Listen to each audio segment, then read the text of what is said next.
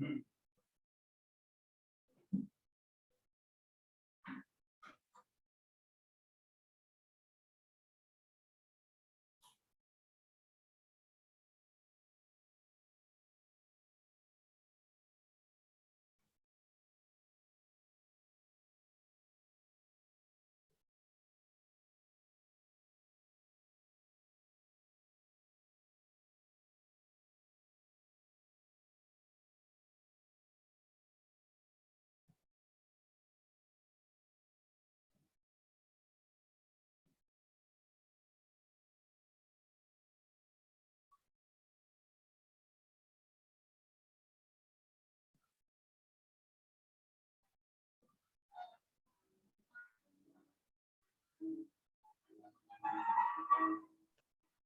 morning.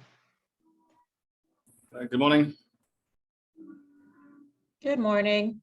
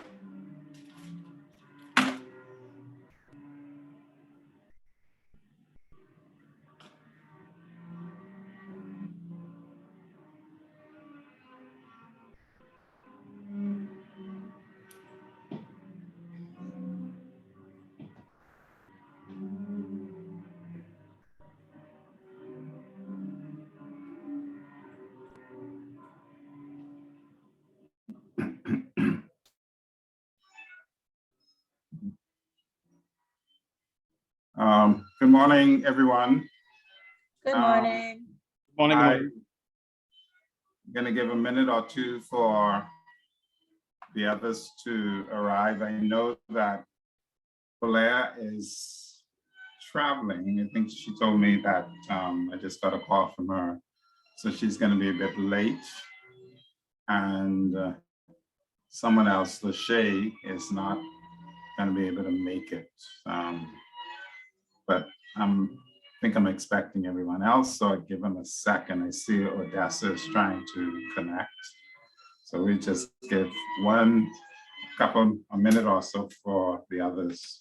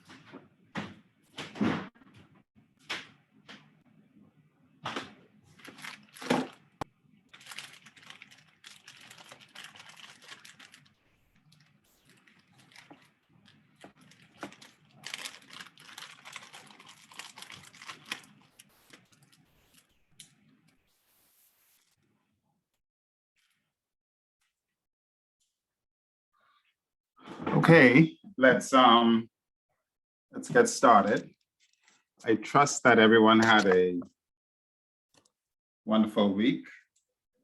I know that you had this assignment to do, so I guess I can start by finding out from the persons on the call. Odessa, I see you still connecting to audio. Can you hear me, Odessa? Or is it that you can't speak? Okay, Odessa probably can't hear.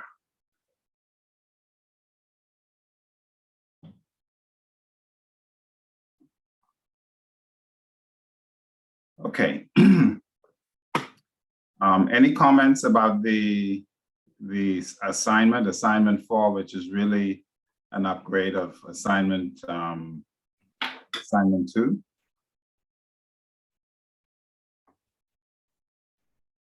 I think it was pretty good. It allowed you to have a second bite of the apple in terms of looking at diverse factors which you should incorporate inside the agreement.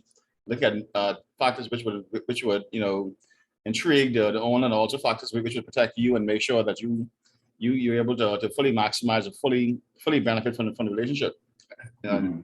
So I mean, I think on a certain page it gave you a long list of items in order to really pick from in terms of what the covenant should incorporate, from rent, from maintenance, and so on and so on. So, and also in terms of financial reporting and making the owner aware of events, transactions, material things. So it allowed you to carve out more of an agreement that is usable and specific in regards to the item that you select. I changed mine. I put plaza, in terms of a shopping center plaza that has various businesses, or a complex which caters to the business people. So I tweaked it a bit. I don't want to stay in the same realm, because I realize that each realm have different needs and peculiarities.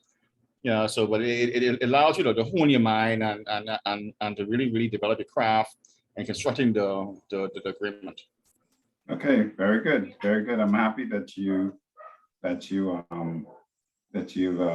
come up with that. Kevin, before I talk to Crystal, let me ask you a question. There's a whole it's a whole list of things that you could include. Did you see anything that you looked at? I really don't see a reason for me to include that. Going back from day one in terms of the mutual respect and keeping an open line of communication. Just in terms of the soft skills or the interacting skills between myself and the owner, I thought it important to really incorporate that. Because people would intellectually pick on the other things like rent and maintenance and so on, but people normally skip over the fact that you need to develop the respect, or you need to make sure that the relationship is rooted in respect, and not one where that could become antagonistic or problematic in the future because the respect element is not there. So even though it's something that I really wanted overlook initially, but I wanted to include in the second bite. Okay, Marjorie. Yes, pretty much piggybacking from what Kevin has said, but I was actually looking at it from the point of view that this is the agreement. Getting that second chance, I was able to actually tweak and add in some things, as you had said, and looking at all of the various points. I think there's something like 27 of them or so. What it also helps with is that when that love affair is done, once you've gotten into that property, that residential or commercial property, and all the fun and fanfare is all over and done with, the agreement, I recognize it really helps both parties in the sense that if you have any disagreements, because as you're going through, you may see something as the new tenant, you may see, oh my goodness, I didn't recognize that they had this screw loose or something missing or whatnot. But then you can go to the agreement and it will probably state something like that the renter or leaser will in fact honor that based on the agreement. So it's something they get to recognize comes from the leaser. So I thought that was really good. And in speaking with the soft parts, such as the respect and the integrity, those elements are very important as well, because as you know, persons can get very heated, and they, instead of having to always have an arbitration, you just go back to that same contract and say, hey, we signed this together. Before we have to involve some other legal entity, let's go with what we signed and honor that. So I think that having a second chance, as that is for me, was great. It made my weekend, actually. Okay, wonderful.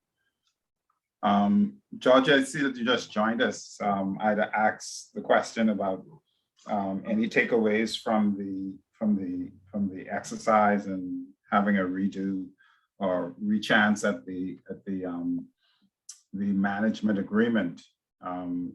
Any comments? Good morning, everyone. The only thing I could notably say is the tidbits in the covenants part. You know, those sort of fine prints that you would leave out. That was a good look back at, and to see if anything was left out. Okay, all right. Yeah, so I think we have Odessa's thing is fixed, so everybody's here. We left off last week, and I did send you a note that I'm going to send you an in-class quiz. The in-class quiz is going to be on chapter 5. I did promise you a quiz on chapter 5, so I'm going to send you an in-class quiz. I had to travel this week. I didn't expect to, and I had a wonderful time with Bahamas Air. And normally when I travel Bahamas Air, I don't have a complaint. I guess I shouldn't complain this time either. But my flight at the beginning of the week was supposed to leave at 4 and didn't leave until 10:30, almost 11. But I'm not going to complain. It's because the plane that I was supposed to leave on had mechanical problems. So ended up leaving very late. Certainly don't want to fly on a plane with mechanical problems, and I'm happy that they figured that out before we got on the plane. And then coming back, the weather yesterday, I came back yesterday and the weather delayed all flights. So my 6 o'clock flight did not leave Fort Lauderdale until, again, almost 11 again. So I had quite a week. But it's interesting that we had a look at the chapter 5, where we talked about obligations.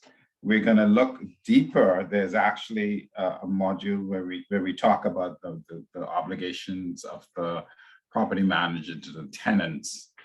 So while chapter 5 ends with talking about tenant rights, we're gonna put that in your back pocket, because this is an important relationship.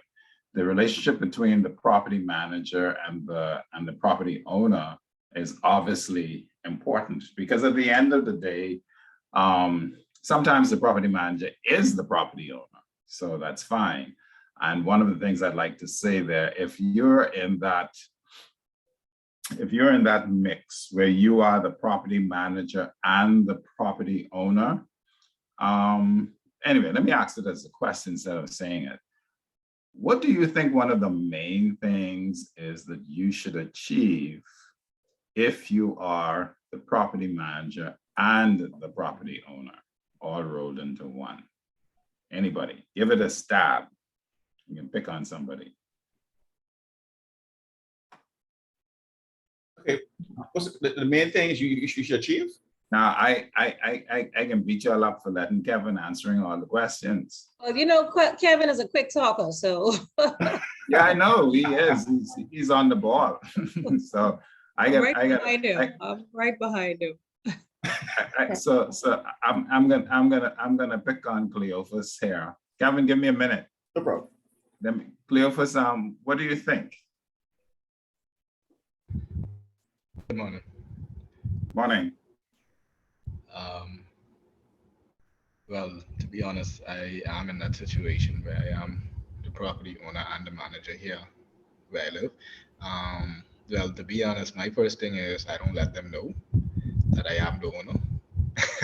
but I also try. But hey, hold on. This is important. Now you got to tell us why now. But I gotta write it down. You don't let them know that you are the owner. You just let them know that you're the manager, right? Well, I let them know I have contacts with the manager, even though I am the manager. So what happens is I have a pair of townhouses, and the tenants, what I do is I tell them that this is all run by a company, but I am Mhm. actually the owner of the company. I don't let them know that. So they think that me and them are leasing from this company. Oh, I And see. the company comes So hold on. and Let's get this straight. You are actually functioning in all three roles. You're the property owner, you're the property manager, and you're the property user. yeah, because I live in one unit, and then the Yeah, other unit wow. I lease out. So Cleophas is a three-headed monster here. He's doing all this stuff. Interesting. So Cleophas, you said that your co-tenants believe you're simply a tenant. Is that it, or they believe? Yes. So they think you're just a tenant. Interesting. So let's dive a little deeper. Seeing that you're just a tenant, what happens when something goes wrong with one of the other property users? How do you get in that mix as just a tenant? So, like I said, I don't actually like they interact with me over the phone or via email, but I don't Mhm. actually go over there. So what happens is they call me and they say, "Hey, we have an issue, this and that," and I say, "Okay, I'll send a guy out." So I have someone who I partner with, and I tell them, "You come here, you solve the problem, you interact with them, but you don't ever tell them that I'm the boss, I'm next door. You let them know that, hey, you called the property manager and the property manager sent me here to deal with the issue." And So Cleophas, you're doing some CIA, FBI, MI5 stuff going on here. I mean, it's just to keep the peace Yeah. around, like, because you don't Yes. want people just come next door and just knock on your door every time you have an issue. So I try to keep it where they know that, hey, tenants over there, they have nothing to do with your property. So whenever you have an issue, you go through the correct process. And it helps me to manage my books better too, because when you go through the company, everything is documented. Rather than if you come through me directly, I might just run out to the plumbing store, get something, or run out and pick something up, and it throws off the numbers a little bit. So I like to keep everything in order.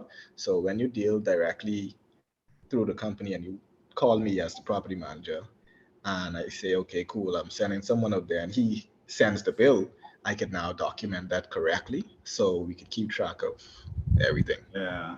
This is Brilliant. this is so interesting. Kevin, you had Right. I was gonna. I mean, what Cleo said is very good. Because sometimes, when you are the owner and you're a property manager, as a property manager, you have fiduciary responsibility to make sure that the agreement is done to the letter, that there's no deviations from it. You're reporting on time, you're doing all these things on time and conformity with the agreement. So the agreement really binds you. Whereas, let's say if you're the owner slash manager, the level of due care and attention that you will attend to in regards to ensuring that the agreement or the contents of the agreement, the rent collection and the maintenance, so on and so on. It's like, you don't really have that level of zeal because, I mean, the manager is beholden to the owner and he has a duty to perform. Whereas if you're the owner, I mean, it seems as if you can slack off when you want. So that duty to perform in regards to the deliverables, maintenance, and collection of rent, and so on, it can be impacted. Like what Leopold said, sometimes, if you're the owner slash manager, you could be slacking collecting your rent, or you could be slacking and maintaining the property, so on and so on. So when you have that separation of roles, in my opinion, I think the contents of the agreement is delivered better. Whereas if the owner is just the total my boss and he is doing things, as he sees fit. Now, I hope I'm being understood here. That is interesting. I'd like us to hold on to one word that came out of what Kevin just said is separation. Anybody else? Yes, I think that what Kevin, you just saying is really interesting, makes good sense. But at the same time, I think it depends on who that property owner is. Because to Cleophas's point, he has all the roles. And well, he knows that he must meet all of these criteria in order that the client, which is his renters, and he himself is one of them. So he wants to make sure that he is maximizing his investment, collecting his rent, making sure that all the maintenance issues are taken care of. Otherwise, he will have issues. And eventually, his anonymous status will become known, because someone will eventually figure out, well, this is the big boss. This is the one who's given us all this trouble, but he isn't. So that's what it seems like to me. So I think it really makes a big difference when you really, whatever the role is as the manager, you would definitely have the interest of the property owner. But as a property owner, you would have the best interest in your own company. You want to maximize your investment. So Crystal, I'm going to pick on you.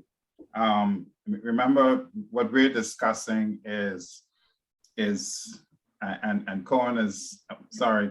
Cleophas has actually even put another little perspective on it. I didn't think of that perspective, but he introduced it. But what we were talking about initially is the property owner being the property manager, being the same two things. What are the pros and cons? Do you think that's okay? And if it is okay, why? And if it's not okay, I mean, what do we do? What's the ins and out of the property owner being the property manager? Cleophas just introduced something I really didn't think about, that the property owner could be the property manager and a tenant. That's really a lot of tied up. So Crystal, any views on that? So yes, definitely. Good morning, everyone. Sorry. It is based on the circumstance of the owner and the property. Majority of times you would find here, especially in the Bahamas, where the owner is the property manager that lives on the same property. And I've seen it happen numerous of times before. You have tenants coming over and they have their complaints. It's quite annoying because I am in that type of circumstance as well. I'm on a property where my family is the owner, but I assist with managing. So anytime they see me, they run over and they complain because there was no stipulations or boundaries put in place. Once you have those boundaries and once you have that contractual agreement that states everything, even if you have a query, even if you have a concern or something needs to be fixed, it needs to be put in writing. So like the gentleman said, you could keep proper record of everything, your expenses, your incomes coming in, or what was your repairs that you needed to do for this month. So you can keep a track record. Okay, I see with this particular type of fixture that goes bad, so I need not to purchase this particular fixture anymore because it's not a good brand. So all of that you help to keep record of, and the strategy that he's using is awesome. I would recommend it to anyone because I use it in my business at times. When persons ask, I don't necessarily tell persons, because they would say, do you own the business? I would say, no, I do not own the business. I manage the business, but I'm also working as a technician in the business. Because when persons view you, they feel like they can be more on a personal level with you in a sense. And you would find they tend to show less of a respect for you as a business owner, for you as a property owner or manager. So it all depends on the situation and how everything is laid out first. Once you have that ground solid foundation first, everything else should follow, with making sure if any queries, you need to put this in writing. Even if you're living on the property or not. You could even have it set up in a way you don't necessarily have to have a company, but it could be front as if it is a company. Yeah, and interesting. So we certainly have to circle back on this thing about a company, because what and I'm going to go to Kevin's word, separation. One of my views on this, and there are all sorts of ways to get anything done. So there's never a right way to do anything, in my opinion. There's a way that fits best for the circumstance. But one thing that you may want to look at achieving if you are sort of co-joined here as property manager, property user, property owner is somehow setting up the owner. And this is good business practice in general, good governance actually, setting up the owner as a separate entity. So what companies like huge corporations do is that the company is the company, so that you do the books for the company, and the owner is not the company. The owner is somebody else. So you can even set up a company to represent the owner. You can set up a company to represent the manager, or the manager could just be the manager. But I've already advised all of you, you should be operating under some company brand, not as an individual, because if you want to really have a wonderful, full-fledged business, that business should have a name. It should be its own person that is separated from you as a person. A business is a person that you give birth to, that you grow up, and that you tell what to do, and you interact with it as a person. It shouldn't be you. You should be the person standing outside the business, conducting stuff. So all of you who are running your businesses as you, and intermingling the business with you, you want to have a good look at making separation. But now we're talking about, if you're the property owner, if you're the property user, if you're the property manager, you want to create some good separation, in my view. And one way to do it is to create names. So the property owner, even if it's you, just go and spend a couple dollars and register a company name, and call it so and so, and anybody asks, that's the owner, and it's true. And the property manager is you. You again create a company that is the property manager. The property manager is so and so, a totally different company from the owner, and that way you can create a degree of separation, meaning that if you have different companies, the cash flow, the responsibilities, and all of these things stay within that company. They shouldn't start intermingling. So as manager, and this is in Cleophas's case, as manager, what Cleophas should try to achieve is that their books for him as manager, whatever that company name is, their books for him as owner, whatever that company name is. And the owner has a set of goals and a set of expenses, a set of revenue that's different from that of the manager. This is just my opinion. And I know Kevin is the accountant here, he can probably weigh in on this. Right. But Right. if you can achieve that, I think that that's the ideal, because now your accounting records become cleaner. And also your business processing and business goals are cleaner too, because you start to see how everybody's operating, and you're not slipping operations or slipping funds between this and that. You're just keeping everything clean. Kevin. Right. I was going to say, in terms of the books, right? Let's say, for instance, if you are the owner, and let's say you do your balance sheet. Your balance sheet, that's all your assets and your liabilities.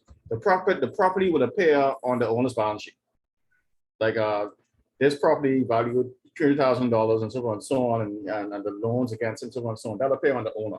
Now, as a property manager, you are there to perform a service, a reporting service. So the only thing that should appear on your books really is cash, which has been forwarded to you for management. Let's say, for instance, you receive $5,000 a month, all right, in terms of the cash to pay the bills. And then when you actually collect the rent really doesn't really, in terms of that, the rent really passes through to the owner. So I was trying to devise a way how to account for these different roles, in terms of the owner property manager, because everything really flows through to the owner. And there's no assets really on the books of the property manager. Only the operations, collection of the rent, and then the payment of the expenses. And then you have the falling back of the money back to the owner. You see? Right. So I was looking at the accounting of it. Maybe there's somebody else have an idea as to how the accounting works. I saw the statement inside the books, but I just trying to get it clear in my head how the accounting works in regards to that. Yeah. Well, Cleophas has go ahead, Cleophas. Okay. Yeah, the accountant side of it could get a little confusing if you let it get to that point. But what I do in my situation is I operate as the owner. So what happens is the property management company that I also own, I put them as an expense. So I use them. I put them as an expense, so I also get a salary from that.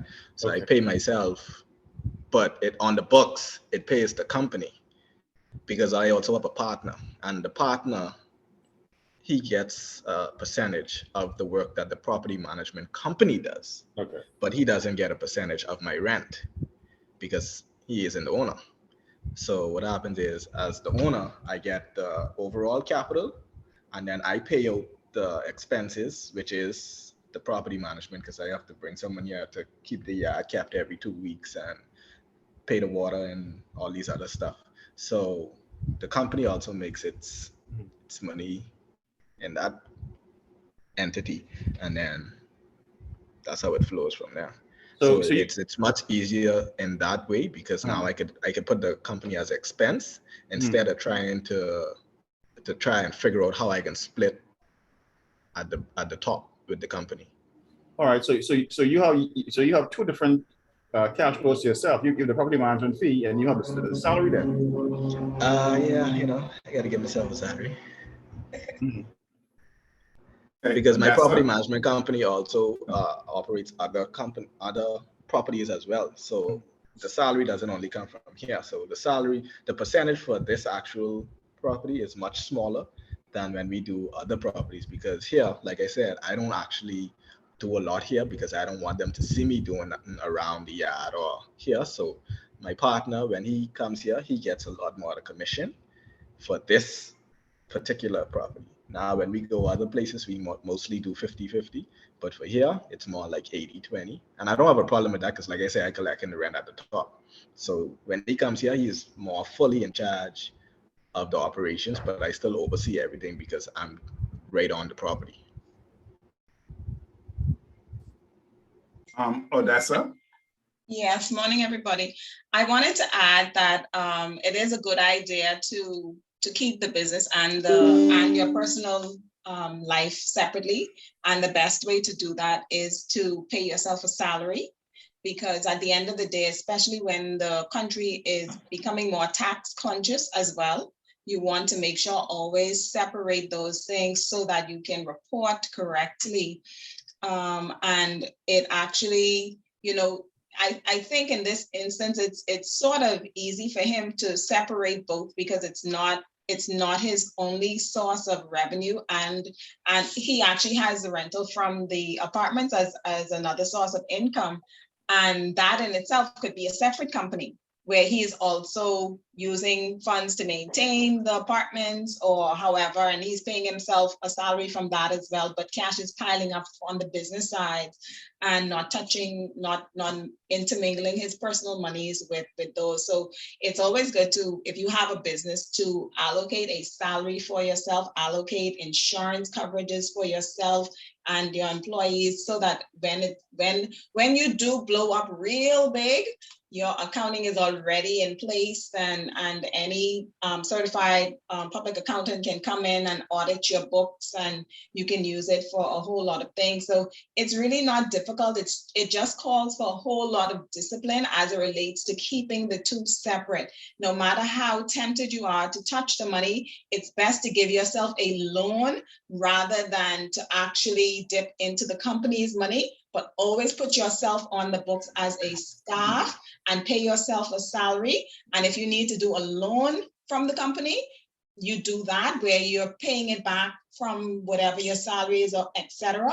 But it's very possible and very easy to do, but it does take a lot of discipline. I think that's one of the big problems. A lot of local people who are getting into their local entrepreneurs who are getting into businesses, they find themselves in problems because they didn't create the separation, and the separation is also important as it relates to NIB, etc. So yeah, that's my input. Yeah. Wow, that was a lot and incredibly useful. The separation, trying to get that separation is important, not just for now, but for the future when you become global or when you become regional. Then you've established the separation. Without it, things can get really, really very scary. One of the things that I pulled out of what Odessa just said is this, that you want to have everything documented. So even if you're going to pay yourself a salary, and you should, you must, and let's not say even if, you must pay yourself a salary. That salary should be documented by employee record. If you say you're the only employee, you should have an employee agreement. Cleophas is an employee of this company. His role is A, B, C, D, E, F, G. He is going to be paid X dollars per month. Boom. We're going to take care of his NIB fully, or we're going to take care of whatever the employee percentages of his NIB, and his other percentages can be taken care of by so-and-so. In fact, that's probably one ideal way. Someone's asking a question about NIB. If you have a company and you're the sole employee, that's different from if you are a self-employed person. Let me say that again. If you have a company and you're the sole employee, that's different from if you are a self-employed person. So if you have a company, they're paying you a fixed salary, then NIB says, okay, if you're making between this and this, you pay this to NIB every month. The employee pays X amount, the employer pays the largest share. And you'd set that up in your books, so that's happening. And as Crystal said, so what I'm aiming at here is that should be documented. You should have an employee agreement. The employee should sign it, and the business should be paying you as if you're employee number 1001. Not that, hey, this is the big boss Cleophas, but this is employee number 1. Paying the NIB. If the business is paying insurance for the employee, and many businesses do, not just NIB, but even life insurance, health insurance, if those insurances are being paid by the business, then that should be paid by the business, not you personally. It's really separating out the business from you. Now, what you shouldn't have is the business buying you, a vacation trip, and all of these you know, a night out on the town, that shouldn't come out of the business. That should come out of your funds. You could have the business paying for breakfast and lunch for you. You could do that. A lot of businesses pay for their staff's eating while the staff is on duty, so you could do that. But there's things that are out of bounds that you should not have the business taking care of. It should come out of your personal funds, and you have to figure those out. Okay, Odessa, did you have something else to say, or that's from the last time? Oh, sorry. Yes, I was actually going to respond to Crystal, but you covered that, which is correct. Also, there may be opportunities where things may be slow in your business and you have your own personal cash, and you will offer a loan to the company rather than just putting money there haphazardly. So you can also set up a loan to yourself for the company, or you can add it as an injection in capital as well. Yes, yeah, and all of these things must be documented. If you're gonna borrow money from the company for your use, your personal use, this is why you have to set yourself separate. So now you're about to go on vacation and you don't have a dime, and you need $2,000 to go on vacation, and you're looking at your company's coffers and say, man, I can get $2,000 from the company. Just don't go to the bank and draw $2,000 out of the company account. You would need to borrow, get a personal loan from your company. And it's not so esoteric. I worked at a company that gave staff personal loans, educational loans for you. These are all different loan categories. You can borrow money from them for a car. You can borrow money for purchasing technology.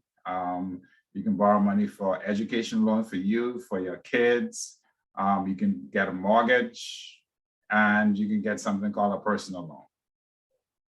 Those were 6 categories of loan. And you could have gotten a salary advance as well, which is another type of loan. So there's 7 different types of loans in that company that I work for.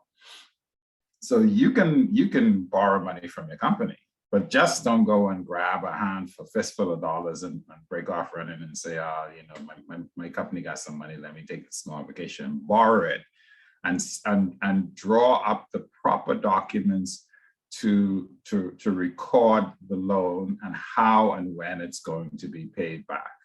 So if you borrow $2,000 and you look and you say, you know what, I'm going to pay this is going to be interest free.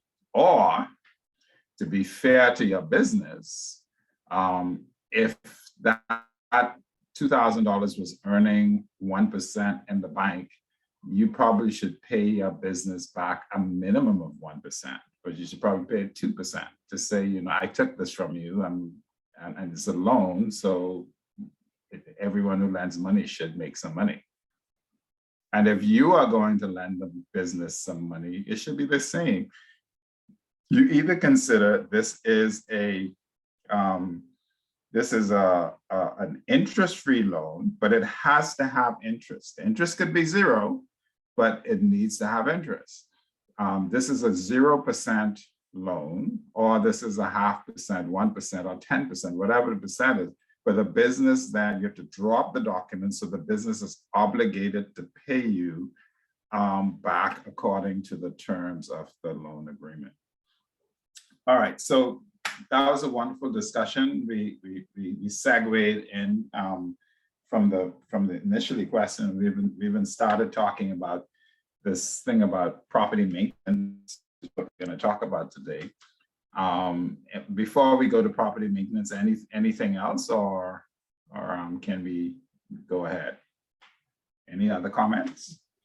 I thought that was very insightful. Thank you all for your input. Okay. I've never opened a business or run anything, so hearing all of your views were very nice just now. Hello.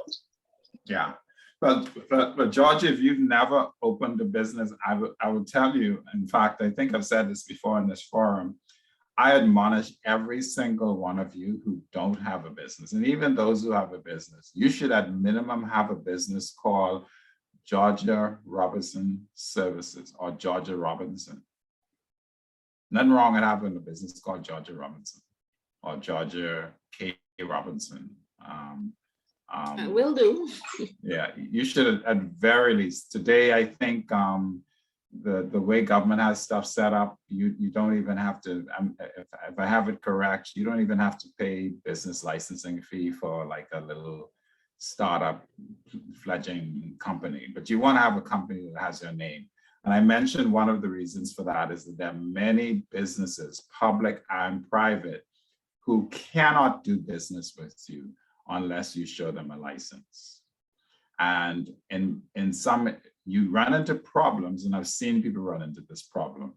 If you created a business, a lot of people create a little small business, so they get a little license for a name, and then they don't open up an account with the bank, or they go to the bank and find out, I don't know if any of you have had this experience, that opening a business account is, I mean, with a bank is not an easy process. And many people get discouraged and just don't go through with it. But if your business name is your name, then hey, your account is in your name. So you don't have, that's a nice workaround to that problem until you can get yourself established with another business name. And if you're going to do consultancy for someone and they need to pay you and you don't want it, it's not a part of your business operations, and you have a business called Georgia Robinson, and that works. Okay, so let's have a chat about the stuff in chapter 7. Very, very short chapter. It talks about maintenance and construction. Anybody with any takeaways? I sent you quite a bit of material, and I hope that you had a chance to go through the material. But by the way, whenever we assign a chapter to that we're going to discuss for a class, I'm actually hoping that all of you would have some question or comment even before class begins about things that you discovered or things that you have a query about that you think we should focus on. That should be the norm. So anybody in their reading came across anything that they thought, you know what, let's talk about this a little bit more.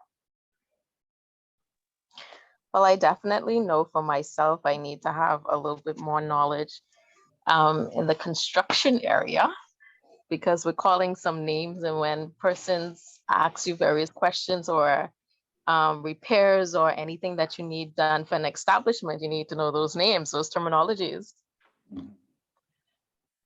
So how do we achieve that? Because Crystal is quite right. You have to be able to have a conversation in these areas because they affect property management. So obviously the pinnacle is if you're a contractor and you can do this stuff yourself, then you know quite a bit about the business. But most people are not contractors. But what you don't want to have as a fair is that you're standing there and you're dealing with an industry or dealing with people in an industry, dealing with services that you are clueless about. Obviously, one way to do that is to hire somebody who knows. And I always tell people, the strength is in acknowledging that you don't know. So if you're dealing with if you're a property manager dealing with a construction venture and you don't know much, or you probably don't know enough, it is really cheaper to hire somebody who has their wits about them and knows this stuff. And if anything, that's when I've done things where I would have hired someone to do something for me with the proviso that they teach me, that I get to look over their shoulder and they get to teach me about what it is that they're doing. So you can do that with somebody if you don't know anything about construction. Crystal, you can say, hey, I'm gonna hire a guy who's gonna manage my construction project, because I'm a property manager, but I don't, so I'll hire a construction manager. I'm not gonna rely on the contractor, because the contractor's working for the contractor. I need someone working for me. And I'm gonna say to this person, we're gonna work as a team. That's a part of our contract. Okay, Cleophas, you had a view? Yeah, I was gonna say basically what you said at the end.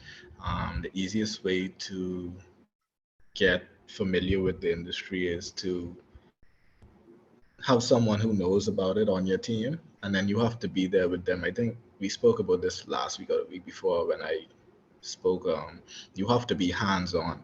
So if you send someone out there to assess what needs to be done, you should be there, because you may not know anything about what's going on, but I guarantee you within that span, even if it takes him 10 minutes to do something, you will pick up something. You have to be a sponge. You have to be able to learn and pick up rather quickly. So if you have a good contractor or a good project manager, they're good people to network with.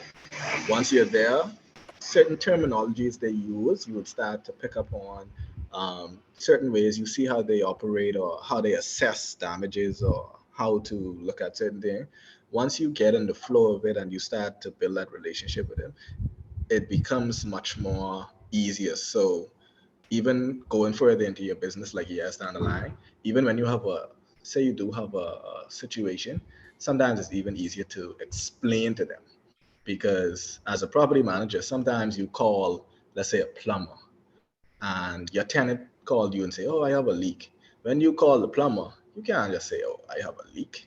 I mean, you could say that, but it makes it much more harder, because now that plumber can automatically know that. What you mean you just have a leak? You don't know what you're talking about? Okay, I could double my price, because now I'm dealing with someone who don't know what they're talking about.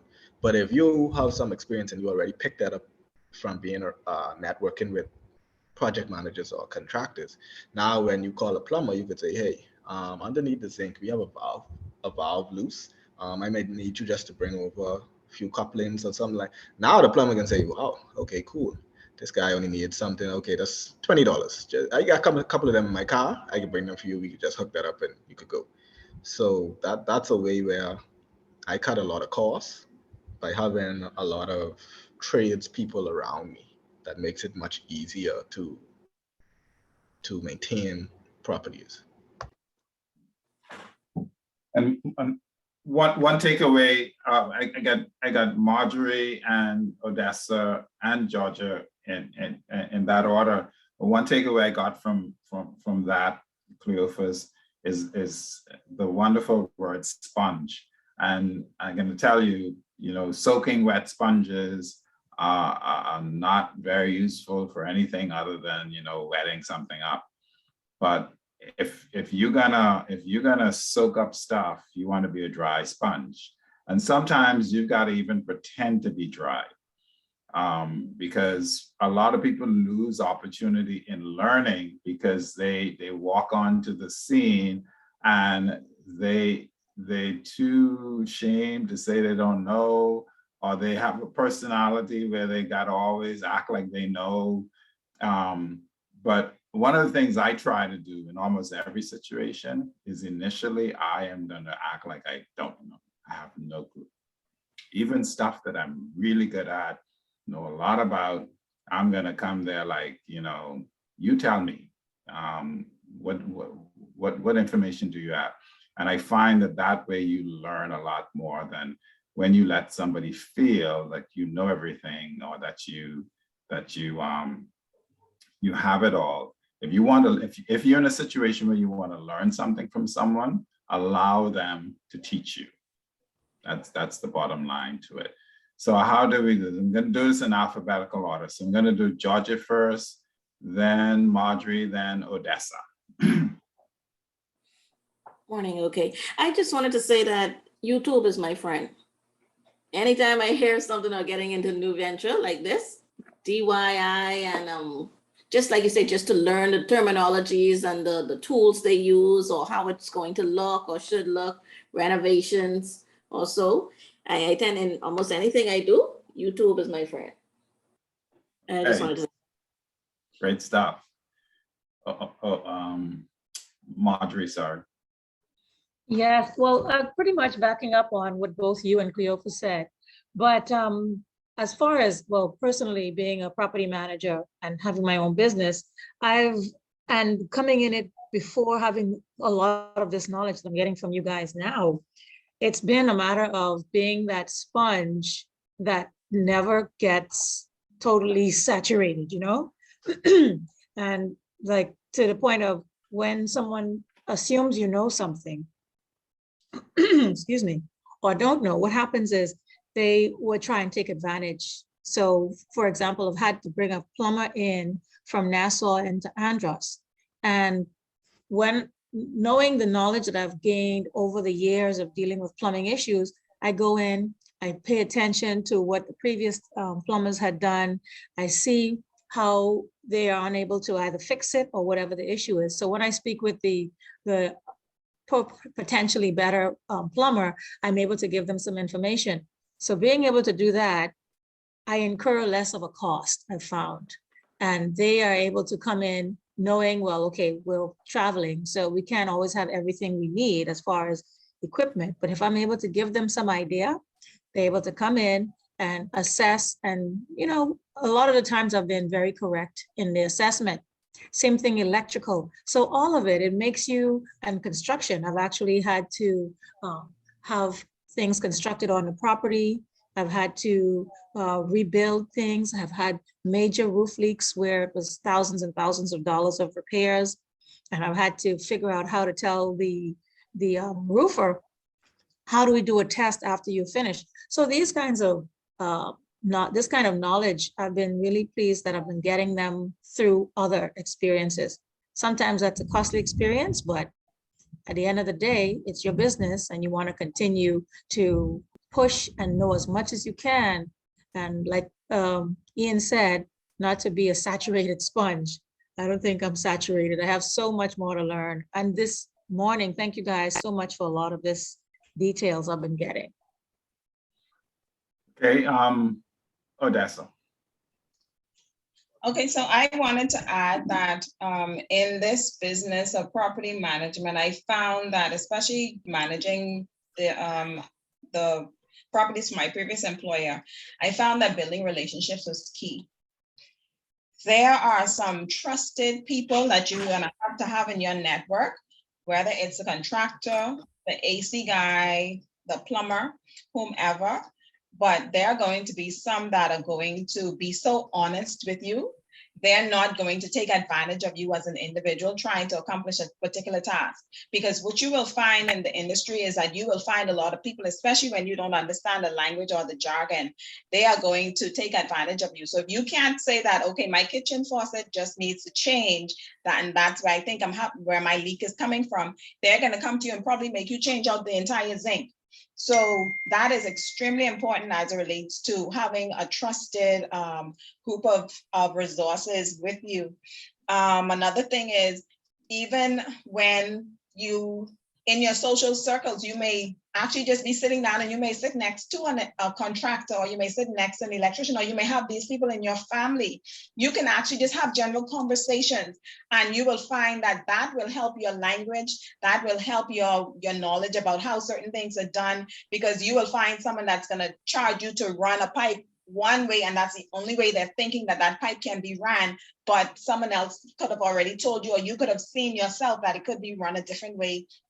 And it works, it will not cause a hazard and all these other things.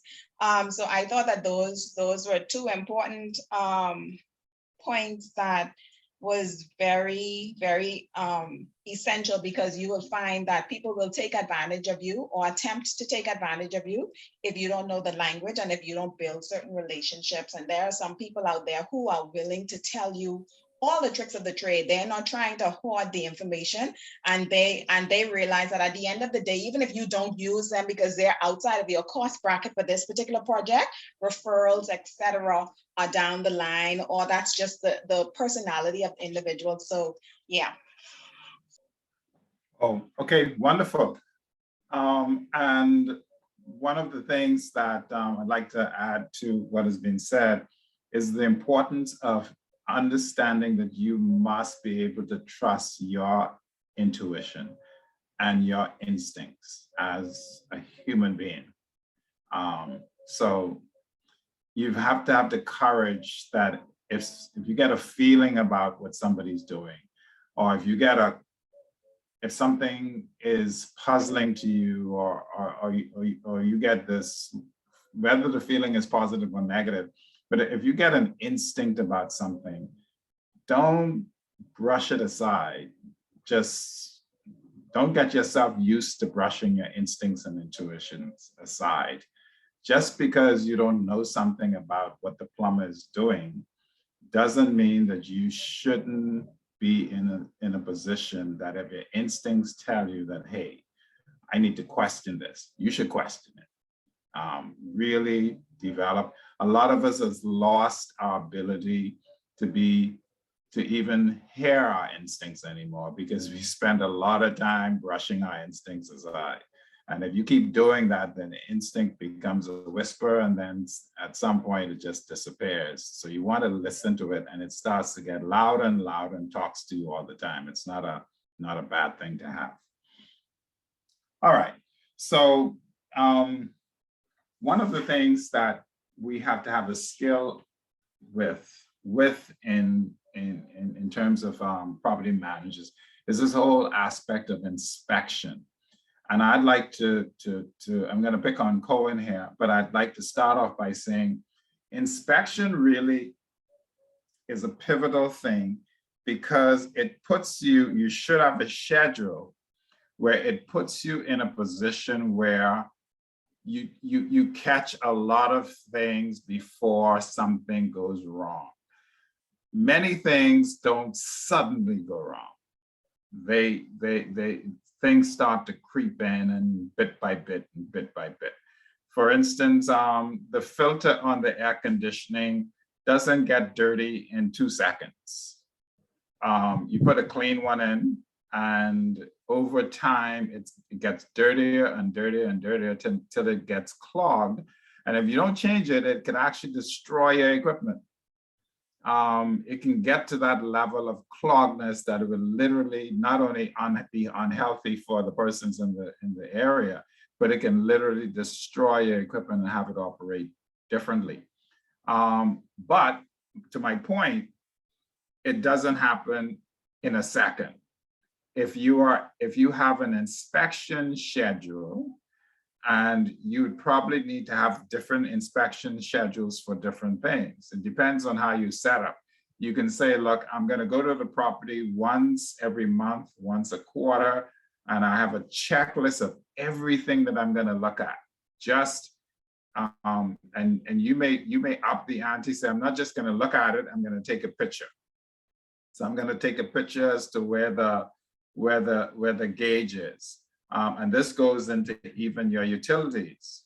For instance, this is an aside, but this goes to show you the power of taking pictures.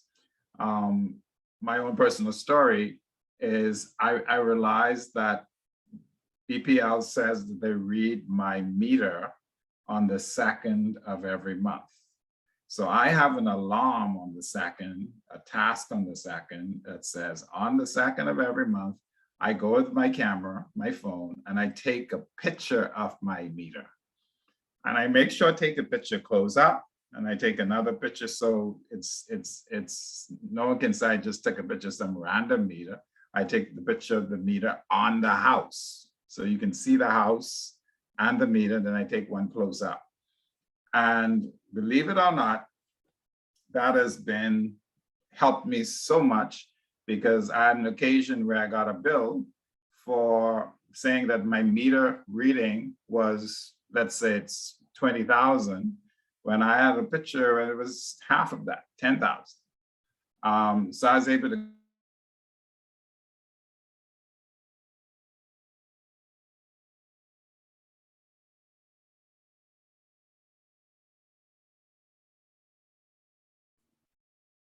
Yeah, we lost you.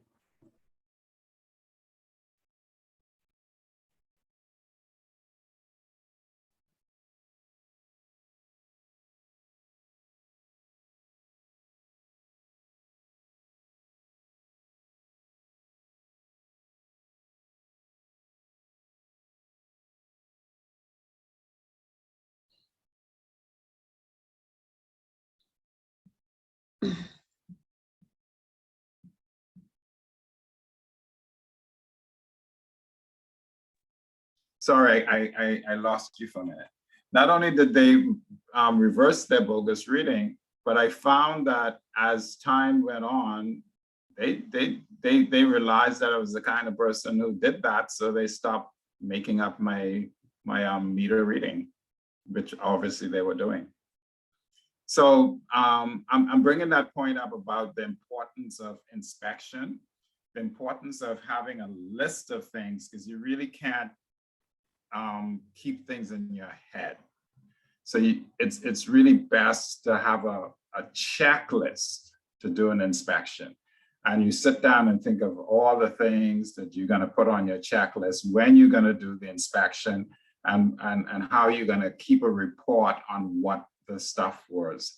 So you doing the, if you're going to do every faucet, is the faucet, every single one, is it leaking or is it in good shape, and so forth and so on. All right, any comments there? But it's about inspecting everything. So you're inspecting things, you're inspecting the landscaping, you're inspecting the condition of the tiles. It causes you to look deep when you have an inspection list. And an inspection is a forerunner to maintenance. Any comments? Marjorie. Yeah, well, actually, one quick question, not question, but point on the inspection. And actually that brought some stuff up for me, for my particular business, is the fire detector and carbon monoxide detectors. I forgot that those are so important until, you know, they become necessary. Like those are things that need to be checked as well. Because I think of a case with a major hotel that probably didn't have a carbon monoxide testing, and you know, they had some deaths because of it. So yeah, like you're saying, making these lists is a really, really big deal. As a matter of fact, it caused me to get it together and put that on my list yesterday. Right, So, and even with something like carbon monoxide testing, you know, you can have in my former life, we had things to measure, so you don't have to be doing it. You had things to measure all sorts of stuff. So you had things to measure the carbon dioxide level. Why is that important? Because if you are inside a building, you breathe out carbon dioxide and you breathe in oxygen. So if the carbon dioxide oxygen level becomes overly imbalanced, where there's so much carbon dioxide, then people in the environment, while you're not being poisoned, everybody starts to get a little tired because the air conditioning is not providing enough oxygen, and we live off oxygen. So you want to test the level of carbon dioxide. Carbon monoxide is a poison. It's CO. Carbon dioxide is CO2. But carbon monoxide is actually poisons the body in an insidious way because it puts you to sleep and then kills you. So and it does it slowly. That's what carbon monoxide is. So we put up carbon monoxide monitors every certain distances or in rooms all through the building. And those monitors, once the carbon monoxide level gets anywhere or exists, they would just alarm. These kind of, we had monitors to test the amount of hydration in a room.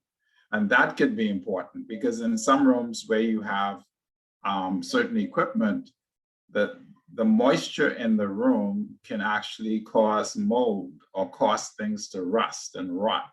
So you want to be able to if the moisture gets to a certain level, you want that to be registered as well.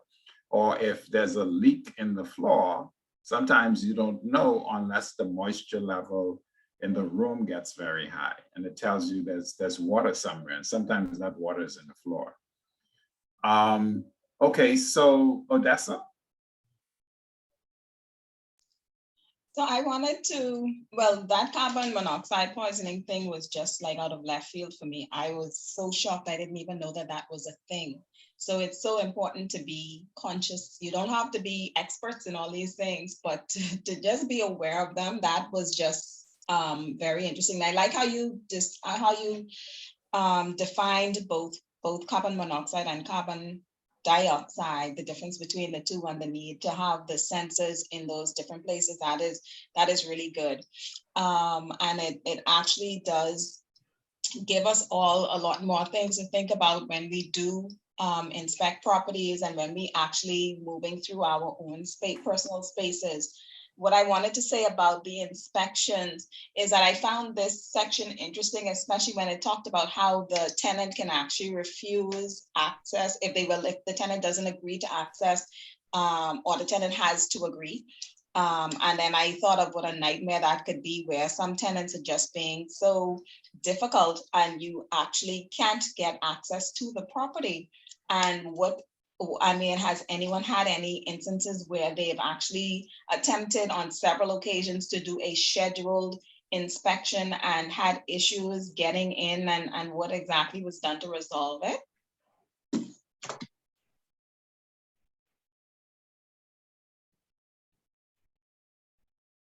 Odessa, you're gonna add to that? If not, I can say this. I can say this, that you probably want, because you have an important point there, that you can have, some people can go pretty left field with the way they think and the way they act sometimes.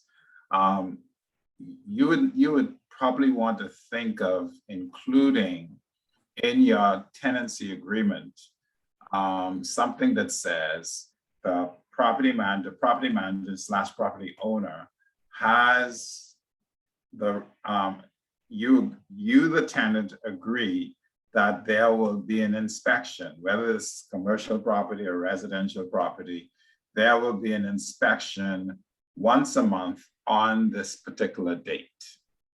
And I prefer actually being specific. Rather than saying we will have the right to occasionally inspect the property, that leaves you open then to now having to make an arrangement with the clinic, with the tenant, because you didn't say. But if you get specific and say, we're agreeing between us that the property will be inspected on the third Thursday every month, or every 2 months, every 3 months,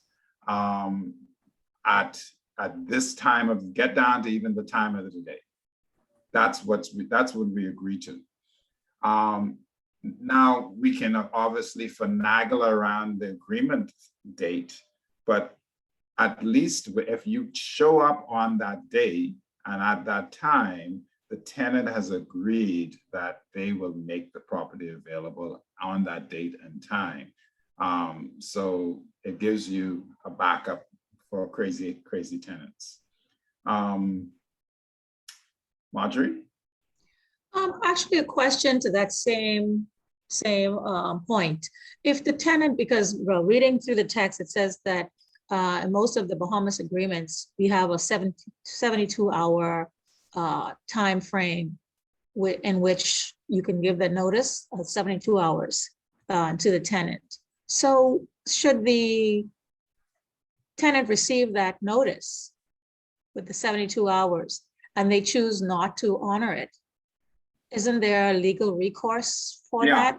And Yeah. wouldn't the renter or the leaser have keys to said property, and wouldn't they have already documented that we will be coming to do an inspection based on our agreement? Could they do that? Well, what you also have to balance against is the tenant's right to privacy and to peaceful and comfortable use of the property. So you have to balance that. So if, for instance, you've done what I just mentioned, which is you sew it into your agreement, you nail it down that, hey, we're coming on the third Thursday of every month, or we're coming on the third Thursday of August, December, whatever. And we're coming at 10 in the morning. That's when we do inspections, and they sign and say they agree to that. And then you also add to it 72 hours before you come, you remind them, hey, as agreed, we're coming on this date. And so you give them that reminder, and yet still they want to, throw a hissy fit. They don't want you in the place and you certainly have a lot of grounds to stand on. Now, there are a lot of things to think about. You should be having a good relationship with your tenants anyway, good enough so that you're not in these sorts of volatile situations.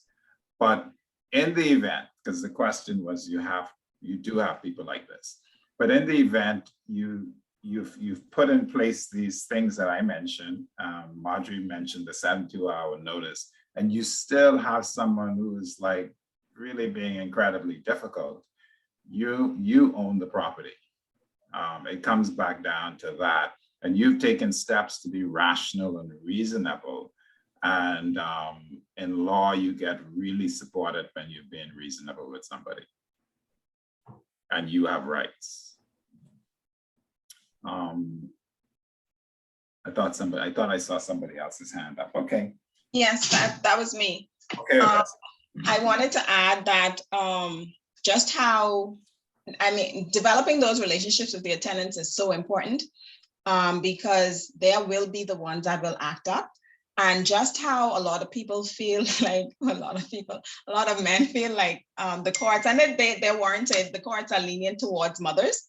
The courts are also lenient towards tenants. Mm-hmm. But what I think is the key is that as owners and managers, we have to document every single thing. Every time we phone called, every time we text message, every time we gave a notice, we have to keep our records in such pristine order so that at the end of the day, if you have to go through that process, that horrible process of going through the courts to even have somebody evicted or to get access to your own property, if you have your stuff in order, the court will even respect you more because you came with your T's crossed and your I's dotted. But it is so important to document. That's what I wanted to add. That documenting is extremely important. And then the court will still attempt to be lenient towards someone who may, let's say you're trying to put out a single mother with children, they may still want to be lenient, but they will also see that you did what you were supposed to do in terms of giving this person opportunities, and you recorded everything. Okay, and remember that many times our interchanges with others are, in many situations, there as a conversation, you can't help it. A lot of times, a major interchange with a tenant or an owner or someone or a service person happens to happen in a conversation. And I believe I've said this before in this forum, get yourself in the habit of immediately putting together an email. And if you've had a conversation with tenant X and the conversation was about subject A, immediately within 24 hours, you quickly send them an email. And if you don't have people's emails addresses and you're having a conversation with them, you ask for it. You send them an email and you said, hey, so-and-so, thank you for bringing your complaint to me today. You complained about this, and this is what we discussed, and this is what we concluded. You can do this stuff in bullet points. You don't have to be an English major. You can say, this is what we talked about, this is what was concluded, this is the next steps, and you send them off an email. Now what you've done is created a legal document to say, this is what happened in the conversation. Now, you send it to them. Which means, and you can even say, as in some cases I do, let me know if you have anything else to add. So in case they have a different view of what the conversation was. but you send it to them and you can later use that to say, when you get in this argument, but I didn't say that, and you didn't say that. You can say, you know, when we had the conversation, I confirmed our conversation with this email. So that becomes important. Blair? Can you all hear me? Yes, we can. Okay, so say for example, you have a tenant that's resisting the property owner from entering and conducting their inspection. What do you do next? Do you then inform police officials? What is the next course of action? Anybody? I don't think you go to the police route first. I think the police and the courts really is a very, very last resort. The whole thing is I think the courts demand that you give them notice and write them and talk to them and try and resolve things amicably.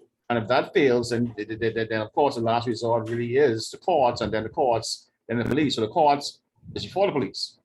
I don't think the police should be involved unless a crime is being committed on the premises.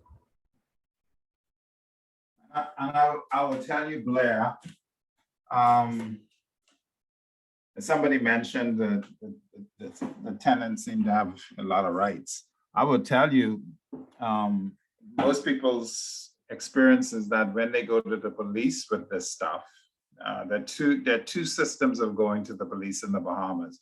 You go legitimately to the police, you go to a station or something like that to make a complaint. And what tends to happen is the police look at you and say, well, that's none of our business. There need to be a crime, or you need to go and get a court order.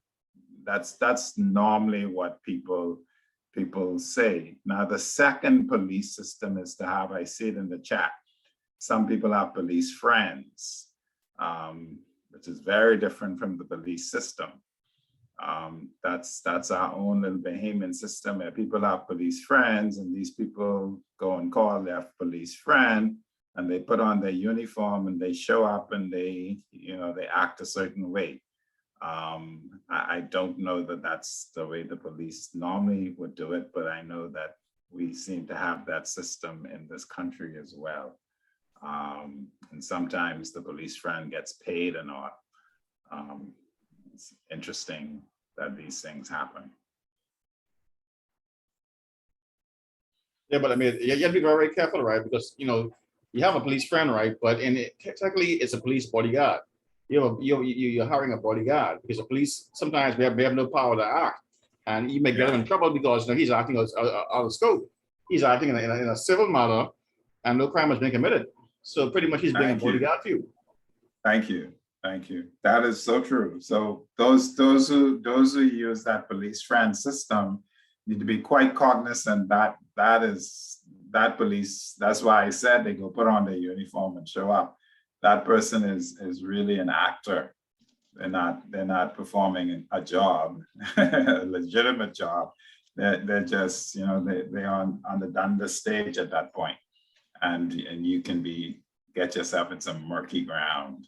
But for some people, it does work, so they do it. All right, so you're saying first the courts have to be informed of the matter, then the police has to be the last resort. Yeah, because the police normally should tell you and do tell you that they can't go and fool with a citizen unless the person stabbed someone or stole something from the property. They're going to say they can't do that unless you can't file a report to the police that someone's in your apartment and you want them out. They're going to tell you the court has to say they need to come out before they can help you. Definitely. Or someone's in your apartment and they're not cooperating with you. The police can say that's not a police matter. But as we just mentioned, there are people who use the police friend system, and it seems to work for some people, but it's really not a true system. Crystal. So the system here in the Bahamas is that if you have a tenant that is not complying with the agreement and is not making payments, or not making payments consistently or not at all. And you then put in place an eviction notice and to be given to this particular tenant. Once that eviction notice is given to that tenant has their month to live out, their 30 days. Then if they choose not to evict the premises, then your next step, you say, is to go to the courts and seek out what type of action. To seek, I mean, you have a contract with them. So you want the contract fulfilled, and the part of the contract you want fulfilled is that you, the owner, don't want them there anymore, and you have a right to not want them there. And they must leave, but they're not leaving. So you go, this is a matter of contract law.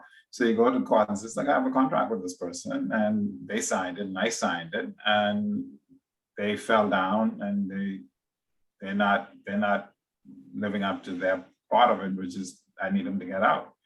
And then the court can then, it has the legal wherewithal to actually seal your eviction order, and then you can get the police involved. And with that in hand, the police says the court is telling us to move this person out today. So it's not a question of the person being able to argue that, hey, I ain't leaving, whatever. They're gonna go and move them.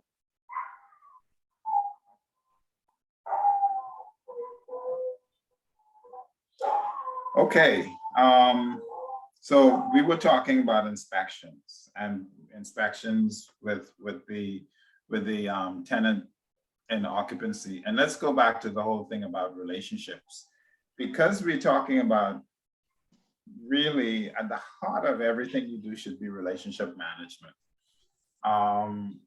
It doesn't matter whether you like people or don't like them, you still have to manage your relationship with them. And that's important. A lot of us, sometimes we leave that part of things almost like too airy-fairy and not think about how we deliberately manage a relationship. So if you're going to go into a tenant, there are a lot of things you have to keep in context. Like, who is the tenant? What is the tenant like in terms of their behavior and so forth and so on. But you want to make sure the relationship is one where that when you go into their occupied spaces, maybe it's a tenant who want to be there when you're there. There's some people like that. They want to be there when you're there. Should you have a problem with that? Maybe not, maybe you do. But all that sort of stuff you have to manage. If the tenant is not there, there's some owners who want, or property managers who want the tenant to be there. Could someone say why?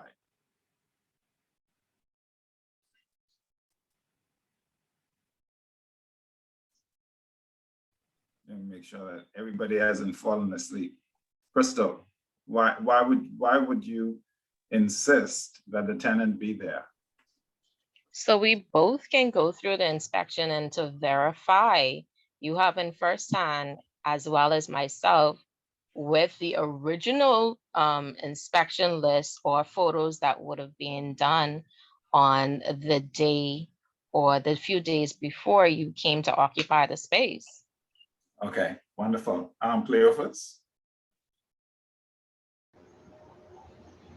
Well, when I do my inspection, the tenants have to be present because they sign.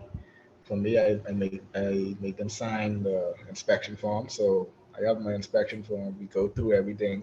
And then at the end, once we agree that, hey, this is how it is, even the quarterly inspections I do, if this is how it still is, and you agree that sometimes, like you say, you do have wear and tear and you do have certain things, and I agree that, hey, yeah, these things happen, then we sign. So at the end of the year or at the end of this contract, we can all come together. And if you say, oh, well, I didn't know, I could pull this up from like 9 months ago and say, hey, we don't see this, we signed, we agreed to this. So it's like you have that security and you have that documentation that they saw what you saw. And also when I take pictures, you can't say, oh, these pictures were taken before I came.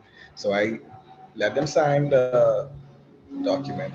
And then when I do the follow-up email, I attach the pictures to the signed document and I email them a copy. So everything is covered at the same time.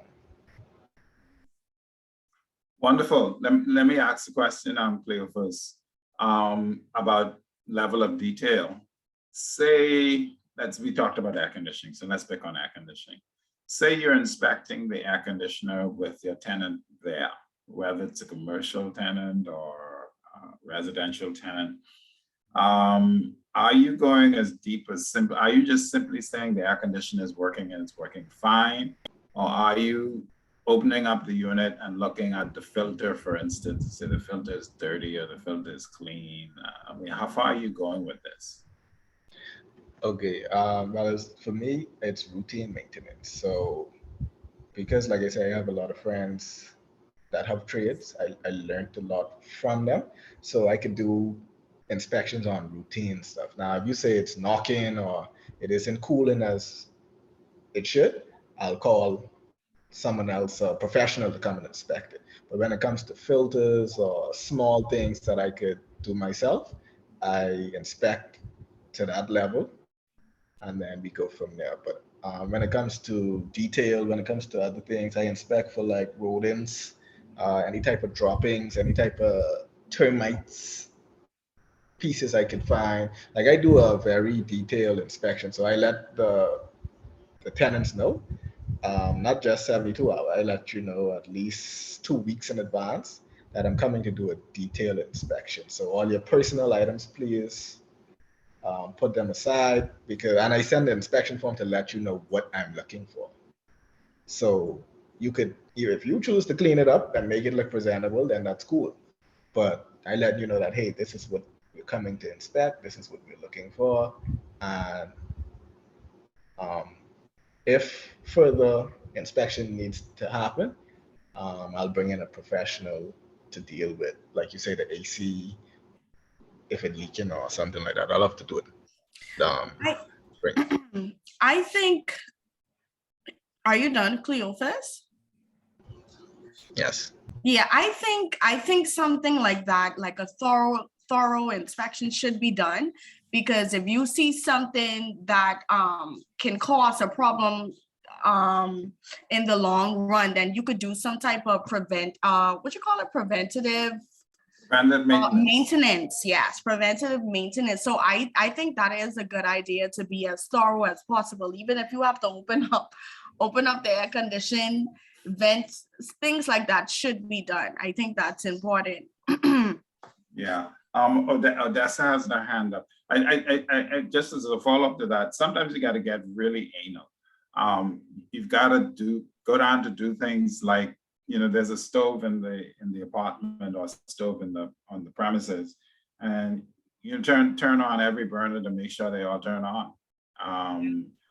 Especially if the stove belongs to them. I'm talking about the stove that belongs to the owner, obviously. If it's the tenant stove, you don't care. But if it's a stove that you're renting as a part of the furnishings, then you wanna do something simple, like turn on all of the burners and turn on the oven, the oven, because what you find that happens, it causes a lot of arguments, is people would suddenly say, oh, that burner hasn't worked since I came in here. And it's like, okay, but well, I didn't make any noise about it. I just used the other burners. And you have no way of knowing how true that is, because you can get in a serious argument about it. Okay, I think it was it Odessa that had a hand up? You changed your mind, Odessa? No, I still Okay, all right. Well, I kind of had a question for Cleophas, I guess, and you can also weigh in on it. I think I kind of know the answer-ish, but let's get you guys' feedback on it. Tenants living inside your units and this is residential, because I know commercial leases are a bit different. You have full reign of the space, you can renovate and do whatever. And that's commercial lease spaces. But residential apartments, you have a tenant that's been living there, say 5 years and beyond, have kids or whatever else, providing that's agreed in your lease. But how do you deal with something as painting the walls inside the apartments? Is that something that Cleophas, you want to give that a shot? I mean, I can say from just my gut instincts that depends on the owner manager, the owner or the manager, and what they feel comfortable with. There's some people, if I own a place, I want nobody painting it. If you don't like the painting, then tough. And if you're in there for 5 years, then we're going to put in our agreement that I'm going to paint it, you know, when the because paint does get wear. I'm going to paint it. We may make an agreement that because you're in there, we can agree to the paint color, me and you, because you're a long-term tenant, so we could agree to the paint color. We could agree to the, now when I say I'm gonna paint it, I'm probably gonna pass the cost on to you somehow. But I'm gonna paint it because I can control the quality of the paint job. I could control things like suddenly you didn't paint all my walls black, and on and on and on. But that's me. But there's some people who may have another take, which is, you know what, they live in there, they can paint whatever color they want. Whenever they come out, I can just change the paint. But then you lose control over quality and other things, on and on.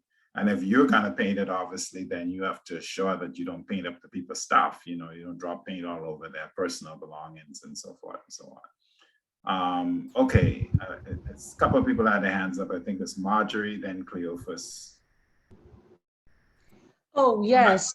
I wanted to speak to the same, the inspections and how you were saying about being anal about certain things. And in my particular instance, the client does not live in their property. They use it as a vacation home. However, they have made it quite clear that they wanted to look brand new every single time that they return or when a guest comes. So it's quite an active property. And it's been as far as when the client comes for them to turn on a burner and it doesn't come on. That happened once. Oh my God, that was super embarrassing. But the reason it didn't come on was because there was no gas leading to that particular burner, or wasn't any gas leading to that particular stove. But they don't care. Well, they may, well, let me tell you, who we really needed to do. They don't care what the reason is, I mean. Oh, right, exactly. They do not care. So I have to say it's caused me to really sharpen my skills, like right down to the rust of a nail. And we are literally less than 100 yards from the ocean. So you guys, you know how our weather deals with beachfront properties when it comes to the salt and the, the erosion. So it makes it quite a challenge, but it keeps me on my toes in that regard, because there are like about 4 or 5 different structures on the property, and it's part of a resort. So that's another reason why the maintenance and the inspection list is far more frequent than a standard one would be, for the mere fact that if the person wants it to have that particular look, you have to prepare for that, Definitely. And Margie brought up an interesting point. Some people are really particular, down to noticing a rusty nail somewhere that's in a wall and not wanting to see it. So you've got to really up your game. And even in my opinion, even as property managers, where you're dealing with a property manager where you may not be so, heightened in terms of your response to things, you still want to be able to know every little thing that is off, even if your threshold for responding to it is liberal. So even if you're not going to change every rusty nail that you see, you want to make note of them, knowing full well that you're not going to go nuts every time you see a rusty nail and pull it out and put a new one in. you're probably going to do that after the board starts to fall off or something. That might be your threshold. Okay, interesting line. Cleophas, I don't know if you had anything to add to what we were discussing. I think someone actually asked you a question. Yeah, on the painting scenario, that is all about basic negotiation. It's almost like the assignment we had. That's why that assignment was so key.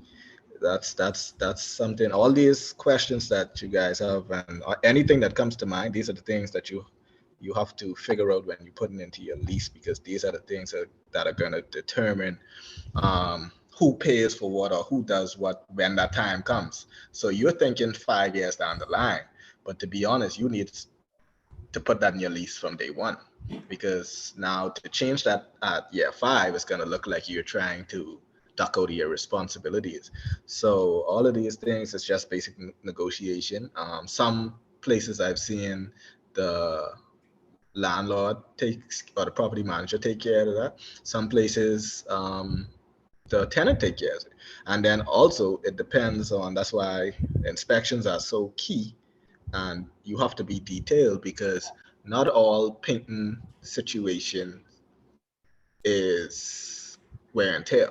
Some people live in your place, they have kids, they want to become artists and they sketch all over the wall, they draw, they run their bike tires into the wall, give them their dark marks, and they want to ride around the house, they want to throw their ball around the house. So it's like, when you do these inspections, you have to let the tenant know that if you see certain things, you have to let them know then and there and let them sign off on that. So when it comes time to paint, you can't throw all the costs on the owner, because this bike skid mark from one end of the room to the next end of the room is your child.